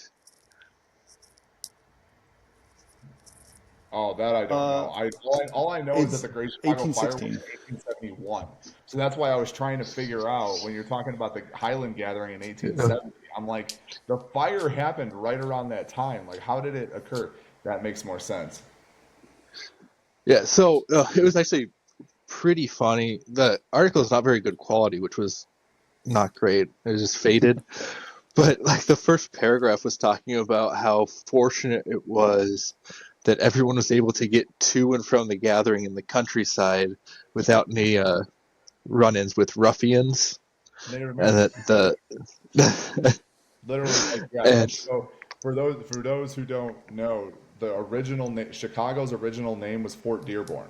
That was the original like city blueprint. It was a trading outpost, and it's one of the stars on the Chicago flag. They have a flag for like every major like situation or thing like the Great Exposition, the Chicago Fire, Fort Dearborn, and then the World's Fair are the 4 stars on the flag. And So if we that's interesting because one of my favorite things about Chicago is that they have a flag that people have. I like that. Uh, 100 I have it tattooed on me. yeah, I know this. Yeah. Wichita has a flag. Technically, it's Sedgwick County that has a flag, but it's Wichita. I like that, oh and man, it's starting to become a thing. Topeka here in Kansas got a new flag not that long ago, and it looks like a barn quilt. If you're familiar with those, and Nice. I want people to use it for more things because I don't know. I think town flags or city flags are super cool, Oh, and they are. Chicago has like a very recognizable one. I think everyone knows what that is. They do. And fun fact is, if we would have gotten the Olympics in 2016, they were going to add another star to it. See, that's cool too. There's like a nice. thing at the That's stars. cool. Yeah. I like that. Uh, One of my favorite history anecdotes is about Sedgwick County, named after John Sedgwick, hmm who is a Civil War general who is most famous for his last words, which were, "Why are you hiding? They couldn't hit an elephant from there." Jesus. Are you sure that's real? Hey, Yeah. Austin, to go back and answer your question, Chicago was founded in 1837. Oh wait. I was going to say it wasn't much sooner than the Chicago Fire. I knew that. I just didn't know how far. It was after 1800. I knew that, but Yeah, I was gonna guess 18 teens, so 1830s makes sense to me. Fort Dearborn was around in like the early 1800s, but it didn't become a city till 1837. I And think I said 1813, did such but a crappy job of building the city that when the fire happened, they just started over and just built it. That's why Chicago is one of the better, like it's one of the cleaner, better like laid out cities. And it's one of the first cities that far out west that was built on a grid. Most other cities are built on a shit, what's it called? Like a more of a circular pattern coming off of like the body of water that they have. Yeah. It's still like a grid, but it's more of a circle pattern versus like Chicago is built on a straight up like grid. Yeah, makes sense. yeah, I feel All like right. I was close. I was close with my date. I knew there's Highland games that went back to the 1800s in Chicago because for another project I'm working on, they have one of the three oldest Highland games in the country. The Chicago It's one. like, yeah, it's Chicago, New York, and not New York. Dang, I can't remember. And also Pleasanton. They are I would say some of the oldest ones. I think Detroit and Pleasanton are the two oldest. Yeah, Detroit is the oldest in the United States. I do remember that because the few years I threw there as a pro, that was like all everybody talked about was how long that games was. Um, but I think Pleasanton is right up there because I know both Detroit and Pleasanton have celebrated like 150 years or something like that. I don't think Chicago is there yet, but they're close. yeah, they're old. Yeah, Definitely old balls. All right. So this year at the annual gathering, there was a special guest. At the Any 1870s. guesses? Yes. Any guess who that guest was? Oh man, 1870. I'm just gonna throw out a Donald Denny. It was Donald Denny. He was there. it was the Donald Denny. I just The Donald Denny was there. I just The- read his autobiography. I just finished it like a couple weeks ago, and Nice. he talked about Chicago in there, and I was just like, I have no idea what the date is, but I'm throwing this out there. He has an auto. I didn't know he had an autobiography. Yeah, I'll have to look it up, or it's in the other room. I think it's something like the strongest man that's ever lived, or something like that. Modest. He's kind of a, what'd you say? Modest. Modest. I mean, I'm not gonna lie to you. Like, he's kind of a d bag. Yeah. So there's a paragraph in this article talking about how attractive he was, which was weird. Yeah. Like, that didn't need to be in there, but okay. He put Sure. that in there. Yeah, Yeah, he snuck it in.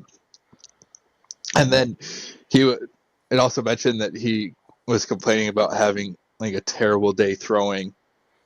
He won everything he competed in yeah, no, he's by like feet. yeah, I like in the biography that I've read, like he's lived all over the place. Like he lived in Australia for a little bit, he was in Europe, he lived in the States, stuff like that. And essentially he would just move when he'd like wear out his welcome wherever he was living. Yeah, so I have his Fun way to numbers. live. Right. I want to hear this. Let's hear his numbers. All right. So heavy hammer was 83 feet. Damn. I think Braemar. It is 22-pound stone. It's unclear if they were spinning or not. It was 34.3. It's probably a stand throw at that. Probably a stand. Caber was 17 feet. Don't know how heavy it was. Standing jump was 4 feet 5 inches. Heavyweight for distance was 25 feet. The hop, step, and leap was 40 feet 8 inches. That's I don't it? know what that is, but that seems really far for three things. It sounds like a triple jump. You ever seen I'll like say it's triple jump. It's got to be triple jump. because that's like the high school standard. Like you try to get to like 40 feet is like that magical barrier in high school. Then he also won the long race and the running high leap, So high jump. presumably. Yeah. So I mean, because so that's back in the day when they competed, when they had light athletics and heavy athletics all going at the same time. Right. So then my last question, Let's hear it. Donald Denny was the only person to turn the caber at 17 feet. How many feet did they have to cut off that caber for someone else to turn it? Oh, in Chicago, you got a lot of Poles and Irishmen, little squat little buddies. I'm gonna say they had to cut at least 2 feet off the thing. I say 4. It was 3. Ah, Right in the middle. It's funny you mention that because I I had never been I had never been in a games that had cut a caber until I went up to Canada to throw for my first time. That was the first because you hear people threaten it. Like if you don't turn this caber, we're gonna cut it down. I'm like, no, they're not. Never happened in the States. And then I went up to Canada one time to throw. Warren Trask was our judge at the Georgetown games, and they have these really long 21-foot like whippy sticks. And we went one round, nobody turned it, and he just immediately went to his truck, grabbed the chainsaw, came out, just hacked a foot off this thing. He goes, now try. I was like, oh shit, like we're doing this. I feel like they have more trees. What's up? Like especially, I feel like they have more trees up in Canada. Like, I feel like in the Great Plains area, like cabers are They literally sacred almost. Oh, excuse me. I don't know if they still do or not, but they would go out and cut the caber down for the Georgetown Highland games the day before. that's awful. Oh, that's terrible. that's too Well, soon. That's gonna be so heavy. Oh, like, yeah, I was in New York this year, and one of the guys was saying, like, "Oh yeah, this had leaves on it 3 days ago," and I was like, "Damn, I feel it. It's just shaking. I'm holding it." yeah, that's exactly what it is in Canada. It's these really long, thin. Like you feel like what's that guy from Revenge of the Nerds when he's running with like the floppy disk? Oh, Oh, Lamar. Yeah, Yeah. that's what you feel like when you're walking with one of these cabers just sitting there just wobbling on your shoulder. You're like, all right, this is gonna hurt somebody. I haven't watched that movie in years, but it's like the only scene that like sticks with me. They're like, Every we, time, every we especially made it to Lamar's limp-wristed throwing style. like It's in slow motion. yeah, it was like the only other thing I compare that to is everybody that lifts with those tsunami bars. When I'm seeing Oh people yeah. when I see people trying to back squat like 500 pounds with a tsunami bar, it just reminds me of Lamar running with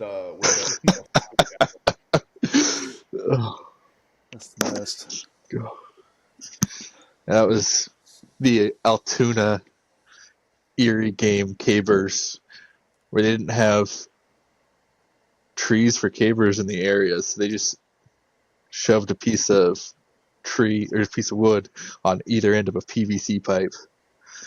Have you guys seen Merle Lawless's indoor caber that he used at the Arnold a few years back? Yeah. Yes, It's like fiberglass and PVC pipe.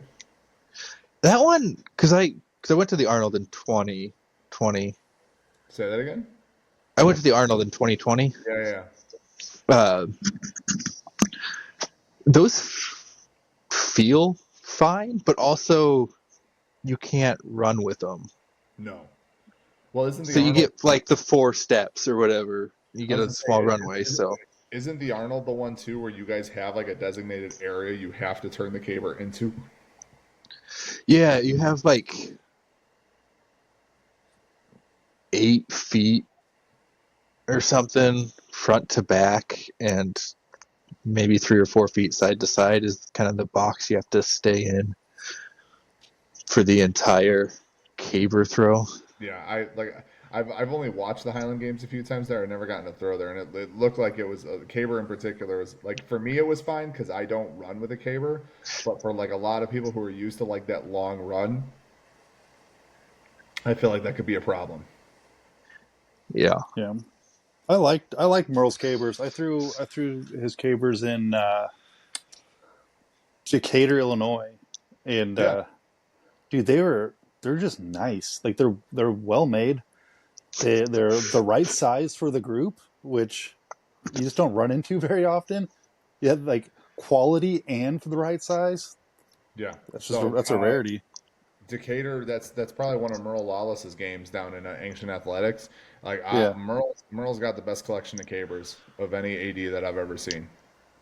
He Yeah. literally at one point had an entire trailer that was just full of like 20 of those things. Well, what impressed me the most about Ancient Athletics was when we weighed in. They weighed us in the trailer, but I look in there, I'm like, it's a full blown Highland Games like workshop. It's got Hmm. like he's got little cubbies with everything, a whole desk like spot with a laptop hooked up to upload scores like throughout the Oh yeah. day. There's like a Oh, bench yeah. vise on there, like cubbies with like little clevises and chains and extra handles. It was like everything was like just meticulously laid out, and I was like, that is class right there. Oh yeah. Merle's little command center is awesome. Yeah, That was our stomping grounds. Like me, Luke, Crowley, Nate and Isaac Burchett, Kendall Thomas, Jeremy Gillingham, Zach Riley, Garrett Blatnick. Like those were the games that we all threw in as amateurs.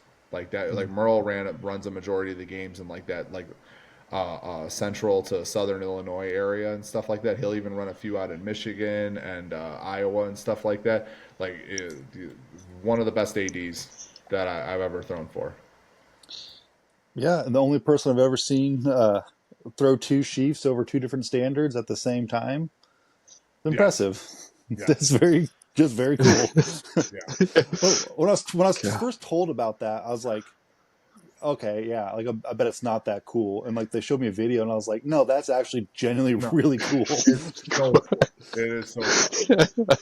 He expecting did. them to be like low, but like they were high. It was very No, yeah, nice. it was like 25 feet that he did it at. Yeah, Yeah, he did that, and it was like that was like a year or two before I started throwing. Like, yeah. yeah, Merle's a cool dude. Merle's a really good dude. The video's still up. If you go look out, just for everyone watching on Ancient Athletics on their website, there's a whole list of like resources and videos and stuff. It's in that list of videos. Yeah, it's a great But watch video. it. It's really cool.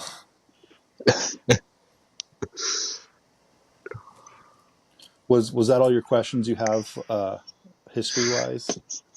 Yeah, that's all I had for that one. Okay, I found one that had Donald Denny in it, and I kind of stopped looking. that's good enough. Yeah, It was a long time ago. couple But years. now, yeah, a few years ago. Let's get into the fan favorites, the bro nerd spectrum. Let's hear it. Are you familiar with the bro nerd spectrum? I am not.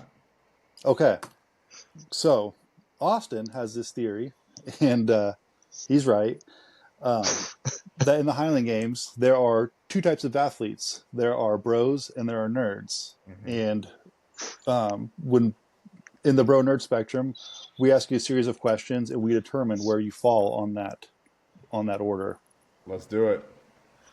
All right. You want to start? I'll start. I'll start with do you have a favorite sci-fi or fantasy series, book, or TV Oh, movie? I mean, like we're talking sci-fi, probably Star Wars. Okay.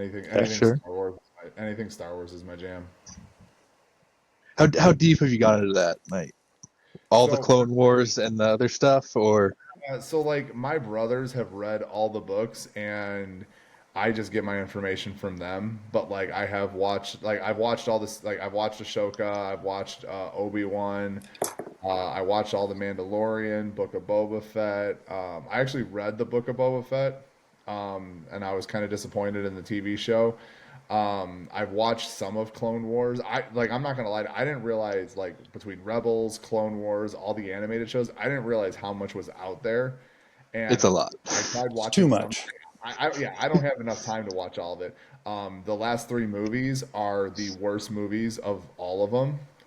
Um, I don't even acknowledge that those exist because they just completely ruined everything. But yeah, like if I got to pick like I would say I'm pretty into like I can hold my own, but like I don't know like strict details. Like there, like the Ashoka series, there were people in that and things going on that I was constantly texting my brother. I'm like, okay, who is this, and why are they not a Sith, but they're a bad guy? Like, what is going on? And then my brother had to explain to me the whole like the Greys and whatever and all this. I'm like, all right, fine, whatever.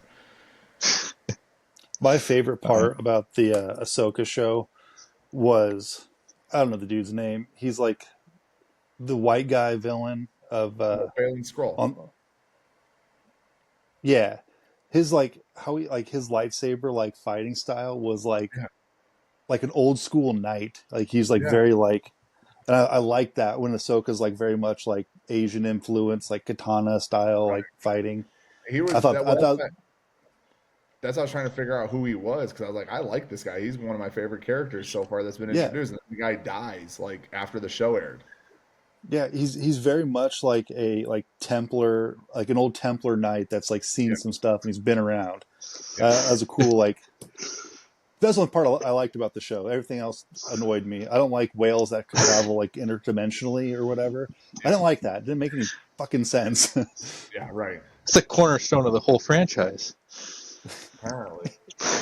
Yeah. Okay. So yeah, I'm a Star Wars nerd.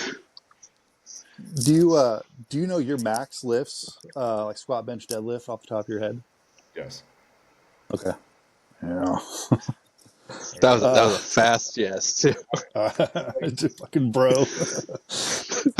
Yeah. Okay. And so you've played football, Yeah. hockey, basketball, I've never played Moz hockey. wrestling. What? You say hockey? Yeah. Did you say hockey? No, no, no. I did in high school. I did football, wrestling, and track. All right. Fine. I don't know where I got hockey from. Maybe it's because you're up in the Great White North. I just assumed. I We'll mean, just write hockey adjacent. I wish I had access to hockey when I was a kid because hockey didn't become really popular in the Chicago area until the Blackhawks started winning again. So, and when you play basketball, you said you weren't a good shooter, but you can rough some people up and Oh, block shots. I was legit Shaquille O'Neal, like hack a Shaq for days. People would foul me Nice. because they knew I could hit a free throw. Do you still watch like football a lot? You watch like I'm a other big college sports? football fan. Like Notre Dame's playing in the college football playoff this weekend. I'm pretty excited about that. Um, I watch the NFL, but I wouldn't consider myself like a fan of one particular team. If I got to choose one, I'd probably have to root for Chicago just because that's where I'm from. But like, it's been a really like bad couple of years for all of Chicago sports. So like, we kind of suck at everything right now. So I would say like when Notre Dame's losing, do you say like we lost No, or no, no, no, no. okay? Like 100%. Like I'm like y'all blew that game. You guys pissed down the leg. Like I am 100% not a fan. My running joke with Notre Dame is I am an optimistic pessimist. Notre Dame is they're like that bad ex that they're like it's different this time. It's different this time. Like I promise. Like I won't do anything wrong. And you're like okay. And then they just go and embarrass themselves on like national television, and you're just like, God damn it! I knew that was going to happen, and it happens. Like last year, I was watching the Ohio State game, and I'm sitting there, and Gwen's looking at me, and she's just like, "Why are you not happy? They're winning." I'm like, "They're gonna find a way to blow this game." Sure enough, Notre Dame just like pissed down their leg, and Ohio State just marched down and scored the game-winning touchdown. And she just looked at me. I was like, "I told you. Like this is what they do." So yeah, I am an optimistic pessimist. Like I'm excited about the playoff game, but my hopes are not too high because it is Notre Dame. It's prime time. They're gonna find a way to piss down their leg. I think this is the first year in the last 6 that I didn't have to listen to people say that this year is going to be different for Husker football. Like, it's not. No, It's still no. going to be bad. I mean, I'm not gonna lie. You guys were off to a hot streak, and then the wheels just fell off.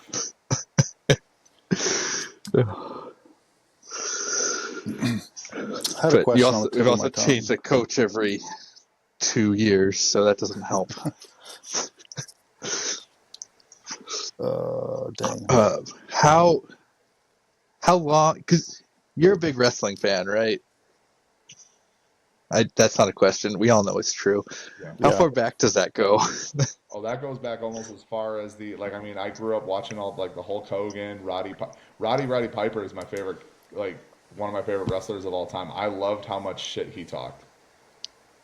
Like I kind of like emulated my like smack talk after guys like Roddy Piper. Like I always liked the smaller guys who just got under everybody's skin.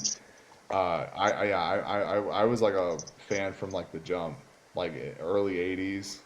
Like we used to have like all the old WrestleManias on VHSs. Let's all Nice. go through it. Austin, who's your favorite wrestler? My favorite current wrestler is CM Punk. Okay. All Uh, time, all time is Roddy Piper. okay. Austin, what do you got? All current, I don't know. Not following it. Well, I mean, All like, time, but all go ahead. time, Andre the Giant. That's a pretty good one. Did Okay. you see? Did you see the documentary that they did on him? I've seen clips, but I haven't seen all of it yet. If you're an Andre the Giant fan, you'll like it a lot. It's really good. Yeah. I like growing up. I like Sting because Yeah. he had a baseball bat and like a trench coat. He'd come in on the rafters, and Oh, you're talking that's about like cool. WCW's, yeah, like early 2000s thing. No, well, it would have been like 98, like Yeah, 97, 98. yeah. During the That Monday that Night. would, that would have been like my era when I was watching a lot of wrestling. Yeah. And then like now, I mean, I don't keep up with it at all now, but I have, I've changed. I'm no longer a Sting guy. I like Goldberg, and I'm like looking back, I'm like I should have liked Goldberg more or Oh my God. Stone Cold, either or. Like So those two are tied neck and neck for just being awesome. yeah, Goldberg is a ridiculous athlete. Do you realize like Sting just retired like a year or two ago? What's that? Like Sting just retired like a year or two ago. Like Homeboy was like Yeah, in his 60s, still taking bumps off of like top stuff. I'm like, buddy, you're gonna die. Like, please stop. Actually, one of my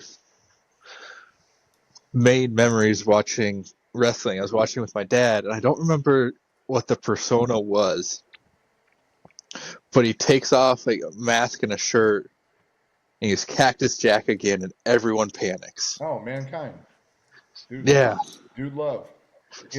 He had three personalities. He had Mankind, Cactus Jack, and Dude Love. And Mick Foley was the character. yeah. I just remember it. That just sticks in my head. Oh Like yeah. that. He's the only person to enter the Royal Rumble three separate times because he entered into the Royal Rumble with each of his own personas. Nice. that's incredible. I got another question. Do you read besides like Russian training logs and things like I do. that? I do read. Yep. What kind of stuff do you like to read? Um, Mostly biographies. I do like a lot of history stuff. One of my favorite books is The People's History of the United States of America. It's Okay. a series of books. It's the People's History of the United States of America, and then it's also called. There's another version of, or another one called the Untold History of the United States of America. They were given to me, and they were the class text books for my AP World and AP US History classes that I took in high school, and they were great. Like it kind of was the first like eye-opening experience to the United States is not the pristine, proper, polished thing that gets crammed down our throats on a regular basis. That we do have a little bit of a ugly past that we try to ignore. And I don't like look at that as like I try not to get. It's not a political thing to me. It's just that I'm a very big proponent from a virtue standpoint, morality standpoint, that we need to learn from our mistakes. That's the only way we can get better, and I feel like that's the country should follow that as well. And so it just kind of talks about how like we just kind of came to the current status quo based on a bunch of stuff. Like one thing in particular, I don't know if people realize is our political system in terms of selecting presidents and vice presidents back in the day before the Great Depression. Um, the when you ran your primaries, the top vote getter was your presidential nominee, and the second vote getter was your vice presidential nominee. The presidential pick didn't get to pick their vice president. And then when FDR was going in for his fourth term, because everybody was worried about him dying while he was in office, the Democratic Party appointed the vice president because they wanted to make sure that they had somebody that they could rely on to take over when FDR died in office, and he ended up he did end up dying in office. So that's how we ended up with the current system, where the presidential candidate picks their vice presidential candidate. But it never used to be that way. It used to just be the top two vote getters in the primaries. That was your VP pick, and that was your president pick. So I like learning like those kinds of like things of like where we started, where we came from, and then filling all the gaps in the middle and stuff like that. So those are the two books I reference a lot. I've got a bunch of other stuff. Like I said, I got the Donald Denny one. I've got a book right now that I'm kind of picking through. That's it's called The Warrior's Way, and it just kind of ties stories from the Bible and scripture and stuff like that into a little bit of like Taoism and Stoicism type of principles as well, and just kind of melds it together in this neat little package. It's kind of an interesting read right now. The Warrior's Way is something I'm reading right now, and then the other one is it's a biography through the history of strongmen, like the show performers. Talking about like Apollon, Saxon, Sandow, Donald Denny, all of the guys that we knew back in the day. It kind of categorizes and catalogs the history of like strongman as a show sport. So those are the Warrior's Way, and then the Strongman one are the two I'm currently reading right now. Nice. One to add to your list if you haven't already read it yet. I It's got my pen. okay. It's by Thaddeus Russell. It's a Okay. renegade history of the United States. Ooh, I've heard of that It's one. it's good. It's a little more of like, I don't know. It's been a long time since I read it. Like one thing that sticks out with me is like tranny pirates Yeah, in Boston, and how yeah, like he talks a lot about Boston, or like early Boston, how like yeah, yeah. and Netflix, colonial life is not like as normal as you think, as like as tame as you think it was. Like these people were right? up all night, like having like dinner at 10 o'clock and then going out partying like until 2, just Yeah, with candlelight. Like yeah. it's a good read. And Thaddeus is Um, a semi-intelligent man, so Netflix actually did a series on, going back to the Untold History. Netflix actually did a series on the Untold History of the United States of America book. It was like the second half of the book. Like they started after World War One or something like that. So if I don't know if it's still on there on Netflix, but it was for a while there. So if anybody is interested in more of that than reading, but I'm gonna check out this Renegade one. That sounds like that sounds right up my alley. yeah, it's a pretty good book. I have heard enough. I think I know where you I stand. have one more question. Okay. Because Go you ahead. said you do a lot of logging and spreadsheets and stuff. Yeah, yeah. Do you have a favorite spreadsheet formula? I do not have a favorite spreadsheet format. I don't use. I literally just use it because the columns keep everything organized. I probably have one, maybe two formulas in a spreadsheet. I have one that's a ratio graph based off of your back squat, which you should be snatching, cleaning, pressing, pulling based off of your back squat. That's one that I have that has I know has a formula tied to it that I didn't put in, and then the other one I have is my nutrition tracker that I use with my athletes that are on my nutrition program. That like that factors out like their what their macro should be based off of their activity level and their body weight. Those are the only two formulas, but I can't even like say that I put those in there because I didn't. They came with the sheets. Somebody else put them together for me, so I can't even claim them as my own. Okay, I think that's all my questions. All right. Do you want to go first, Austin? So, am I a bro or a nerd? I was gonna put you at like 7-3, bro, like 70% bro, 30% nerd. That's fair. 80-20 is the lowest I'll go, bro. That's fair. I'll take it. I will take it. I mean, man, I said 90-10, and I just split the difference there. I guess what I was thinking is 90-10 because you just don't strike me as having like any nerd in you. The I most nerd was, you have. yeah, I was that kid in high school that like I could get along with anybody. Like I could play possum pretty much with every group, but like like I was in band and stuff like that, but I don't consider that being a nerd. Uh, like I did theater and all that stuff too. Like fun fact, I had a full ride scholarship to the Philadelphia School of Arts for theater because I did spring musicals in high school, but I don't consider that being a nerd. So yeah, I'd agree with your assessment. All right, I'm sticking at 80-20 because I was gonna switch it and be like, if no, it's 90-10. But you said theater, but you're convinced like being a theater kid's not nerdy. That's very nerdy, my guy. So you gain yes. Hey, I could dance, buddy, but these hips don't You might lie. be you might be a little too close to the subject, but Well, being in the theater is very nerdy. it, It's a weird level of nerd, but I mean, I wasn't a thespian. I would come in. my brother went to it was like a like theater championship when we Oh lived wow, in South Dakota, yeah, I wasn't that bad. and I think he was that. I wasn't that bad. Yeah. Well, see, he's not a theater kid at all. I think he just like he was in school with a graduating class of like 15 kids. It was a small like Christian private school, and so like there's just nothing to do. So he's like, I guess I'll just do theater, and they end up going to like a state championship. So like he's like, great, now I got to go do this. Yeah, right.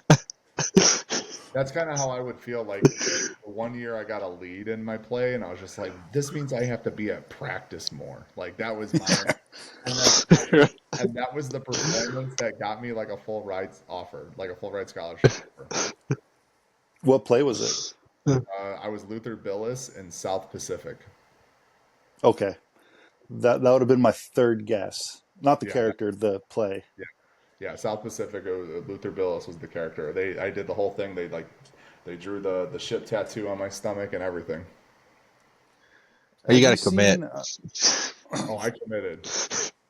Get a ship tattoo on your stomach in high school. That's That'd be wild. Oh, they almost did like the spray stencils, and my mom said no. So they just drew it on everything. Have you seen the movie Rushmore? I believe It's so. a it's a Wes Anderson movie. The end of the movie ends in this weird kid, like you see, like he's like the main character throughout the whole thing. He puts on a school play, and it is I can't remember what it's called, but like it was just nuts, like explosions, like people are dying, and like Jesus, I don't know if I've seen that. but like everyone's just like, what the hell are we watching? He's just like watching it so proud that Yeah, like this is his creation. I think it was Rushmore. Either way, I wish high school plays were like that. They'd be more entertaining. But they're always just too tame. Anyways, well, we're coming up on time. yep. Um, anything anything you want to plug? Tell people where to find you. No, I mean, you guys find me on social media. My personal Instagram handle is at Strength Coach Soroka. My business account is at the Strength Agenda. We do templated programs, we do one-on-one coaching, and then right now the biggest thing I'm pushing is that Highland Games training manual. It's literally can map out your entire year of training for you, so you don't have to do any thinking. And then it also gives you access to our training group, which people have been asking a lot of questions and posting stuff in there and things like that. So check any of those out. If you guys got any questions, do not hesitate to reach out and ask me myself. I'm always willing to answer questions and help people in any sort of way that I can, because that is how I got to where I am, by people doing things for me that I didn't ask them to do and they wouldn't let me pay them back for it. So this is just me paying it forward. Perfect. Austin, you got anything? I have one last question. Did you ever get a name for your barn garage gym that you set up? No, we've never named it. I'm just gonna throw it out here. Sawmill. I like that. I'm gonna write that one down too. That's not bad. The sawmill. That's I not like it. bad. Good. That's all I have. I dig it. All right. Thanks. All right, guys. That's it. Thanks for watching. Please do the things, like, comment, subscribe, all that stuff. And as always, throw far. God bless. Thank you guys. Thank you.